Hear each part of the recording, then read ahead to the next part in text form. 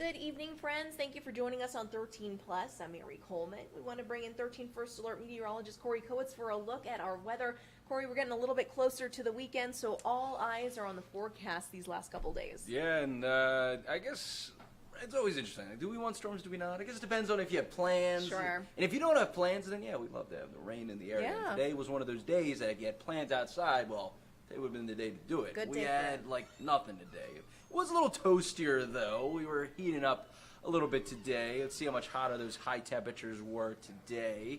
We heated up 5 degrees, those high temperatures in Tucson. How about 7 degrees hotter in a place like Safford and Nogales, resulting in high temperatures that looked like this, getting up to 104 in Tucson, up to 100 in Nogales. How about 107 in Safford and 112 in Phoenix? Pretty hot over there for sure.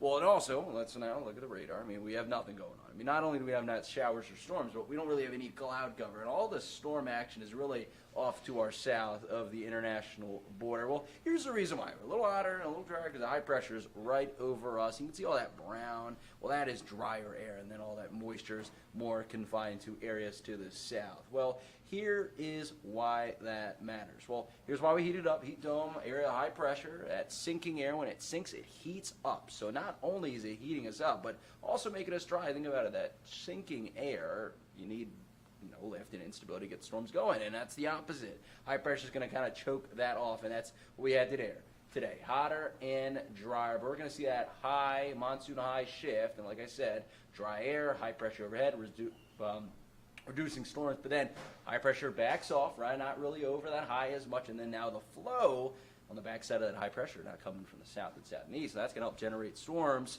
more storms as early as tomorrow through the weekend. You can see that high kind of drifts a little bit away, but still a nice flow coming in from the south and east. And for a day like today, for reference, I mean, essentially there was a 0% chance for storms in Tucson, but then we increased to a 20% chance tomorrow on a Friday, and then 30% chance of Saturday and Sunday in Tucson. And it does look like probably Saturday region-wide going to be the best day for those storms, getting up to a 50% chance for them in a place like Sierra Vista. Let's go now with our future radar through tonight and tomorrow. Just maybe some showers off and cloud cover to the international border. Otherwise, we're not seeing anything. Wait for tomorrow. We can see those storms really popping by 1, 2 o'clock, looking to get more organized, primarily to our south and southwest. It looks like the best shot, again, those storms by around the late afternoon, early evening hours, and sticking with us through the evening hours and really through the overnight hours, possibly. And then it finally takes kind of the early morning hours for a lot to clear out. So monsoon meter at a 3 out of 10. 20% chance for storms in Tucson tomorrow, 40% chance to our south. The main concerns with these storms, strong winds and blowing dust. Also could see some flash flooding and also heat. Going to be a little toasty tomorrow as well.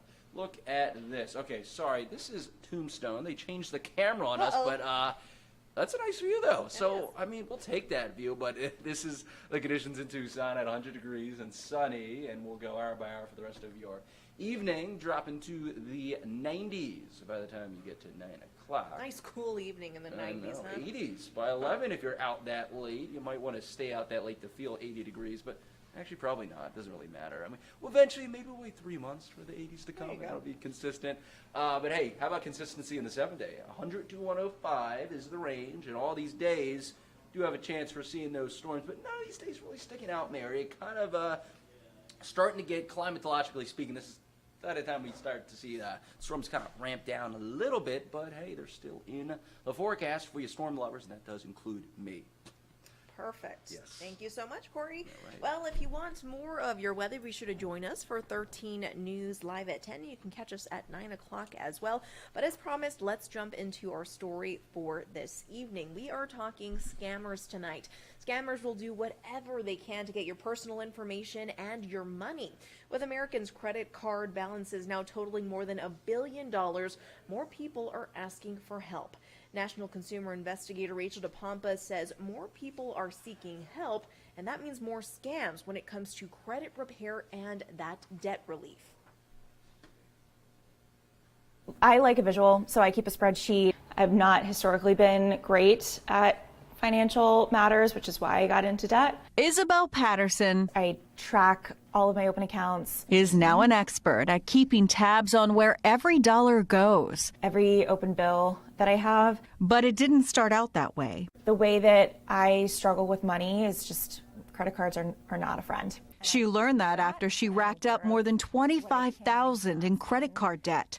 And Patterson is not embarrassed. In fact, she says more of us need to talk about our financial mistakes. Debt is very prevalent. Everybody has something that they're working on. Because you have inflation, you have student loans, and you just need to normalize that it's okay to talk about making better financial decisions for yourself. After moving to Virginia from D.C., I lived in Northwest, I lived in Southeast. her mom convinced her she needed some financial help. 2 years ago, Patterson turned to a nonprofit credit counseling service. She's now just a few months away from paying off all her creditors. I'm about $3,000 away. How does that feel? Amazing. I'm very excited. I am counting down the months. But not everyone has a positive experience like Patterson, especially right now with millions of Americans drowning in debt. Multiple government agencies and the BBB are warning consumers to be careful when reaching out to the debt relief industry. A new report by the Better Business Bureau finds some companies fail to deliver on big promises. The BBB warning about a pattern of misleading and sometimes fraudulent claims, with consumers making more than 11,000 complaints. Last year, the FTC went after 7 companies, from an alleged student loan debt relief scammer and phony debt service robocalls to a bogus credit repair scheme and a sham credit card operation. Do you all worry about scammers?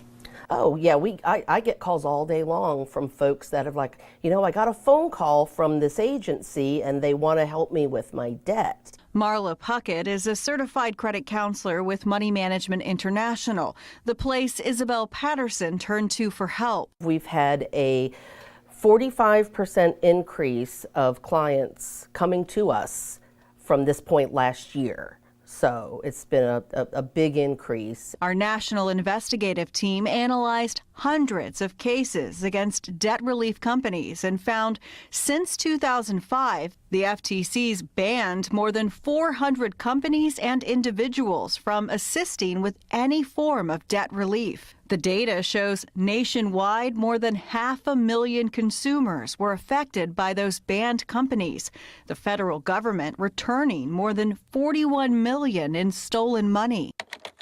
To find out just how big a problem likely scammers and possible copycats are now, we got online and searched debt relief on X, Facebook, and Instagram, and we found dozens of accounts, all claiming to be from the same relief groups. For example, some included state names and looked like they could be official accounts.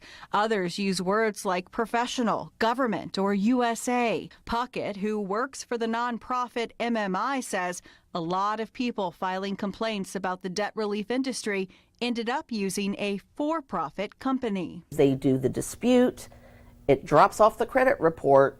6 months later, it magically appears back on the credit report.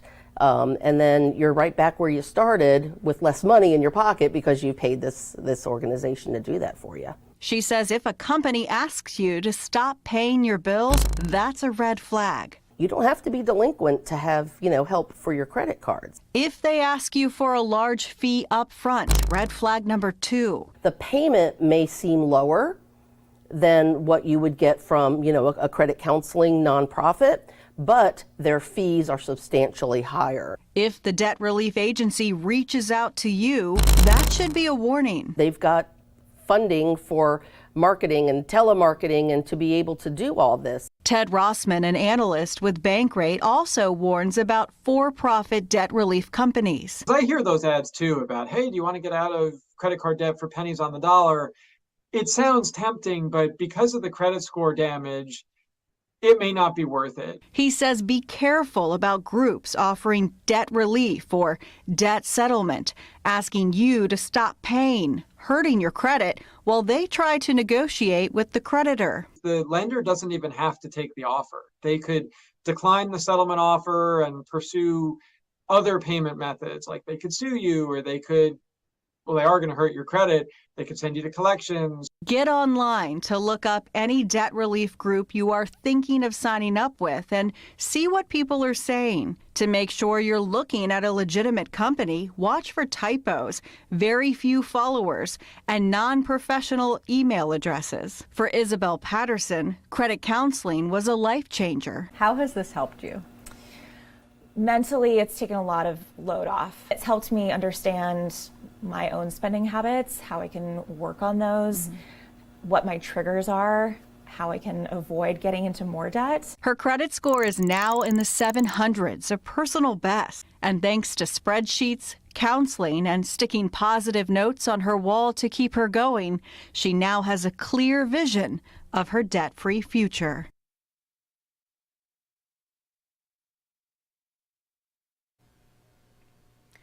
We leave you with a live look from our Mount Bigelow cam where we have a nice little sunset there. Hey guys, it's almost Friday. Hope you are doing great and will join us for 13 News Live at 10 for more of your news and weather. Have a good night.